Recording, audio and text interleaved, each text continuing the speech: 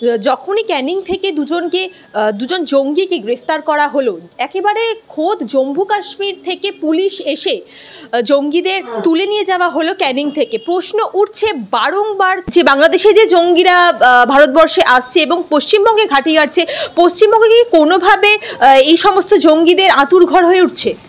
এর আগে খাগড়াগড়ের ঘটনা আমাদের সকলের মনে আছে। পশ্চিমবাংলাকে এই জামাতদের একটা সংগঠিত ক্ষেত্র তৈরি করবার উপায় করে দিয়েছে তৃণমূল।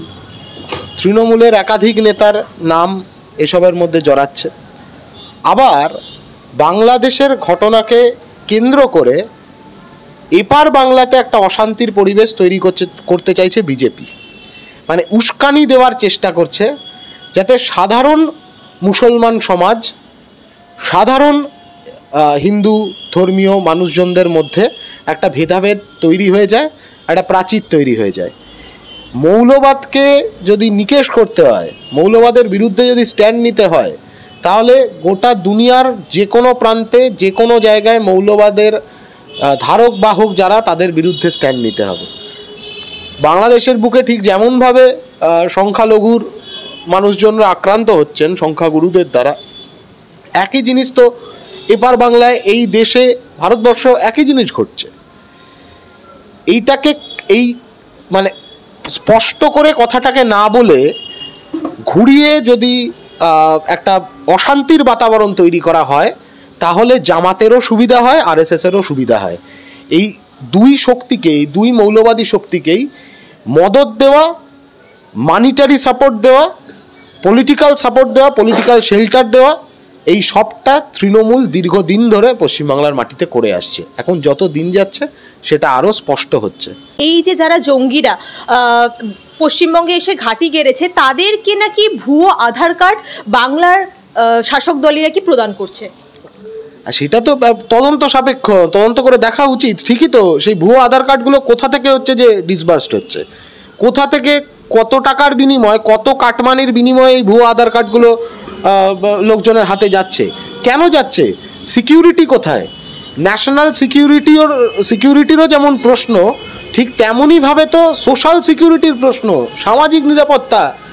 বাংলার মানুষ তারা এমনিতেই নিরাপদ বোধ করছে না, পথে ঘাটে, ক্যাম্পাসে, যে কোনো জায়গায়। তিলোত্তমার ঘটনাও চোখে আঙুল দিয়ে দেখিয়ে দিয়েছে যে এই বাংলার মাটিতে কেউ নিরাপদ নয়। কারণ যাদের নিরাপত্তা দেওয়ার কথা, যে প্রশাসন, যে সরকার, যে শাসক, তার নিরাপত্তা দেওয়ার কথা, সে নিরাপত্তা না দিয়ে উল্টে যারা সেই নিরাপত্তা কেড়ে নিচ্ছে তাদেরকে আড়াল করবার, তাদেরকে শেল্টার দেওয়ার চেষ্টা করছে। তারই প্রতিফলন এই ঘটনাগুলো। ইমিডিয়েট ধরা উচিত যে কোন কোন কেন্দ্র থেকে, কোন কোন নির্দিষ্ট ক্ষমতাশালী সেন্টার থেকে এই ধরনের ভুয়ো আধার কার্ড, ভুয়ো ভোটার কার্ড, ভুয়ো পাসপোর্ট, সব তো শোনাই যায়। একটু গ্রাম বাংলায় কান পাতলে ব্লকে ব্লকে এই জিনিস শোনা যায়। তৃণমূলের ব্লক সভাপতি পয়সা নিচ্ছে, ভুয়ো পাসপোর্ট হয়ে যাচ্ছে, ভুয়ো আধার কার্ড হয়ে যাচ্ছে। ধরা উচিত ইমিডিয়েট। এবার আসি একটু পশ্চিমবঙ্গের রাজ্য রাজনীতির অবস্থায়। 2026-এ বিধানসভা ভোট, এবং সেই বিধানসভা ভোটের আগে সিপিএমের অন্দরে শোনা যাচ্ছে খানিকটা কলহ তৈরি হয়েছে, যেখানে সুজন চক্রবর্তীর স্ত্রী সহ আরও 18 জন সিপিআইএম থেকে নিজেদের নাম তুলে দিল। তাহলে এই ভোটে সিপিআইএমের বর্তমান অবস্থা নিয়ে কি বলবে? এক হচ্ছে যে 1 নম্বর, এই বিষয়ে যা বলার সেটা সিপিআইএমের নেতৃত্বরা নিশ্চয়ই এর মধ্যে বলেছে। আমি দেখেছি সুজনদা বলেছে, সেলিমদা বলেছেন। এগুলো আমাদের আলাপ আলোচনার বিষয় নয়। তার কারণ হচ্ছে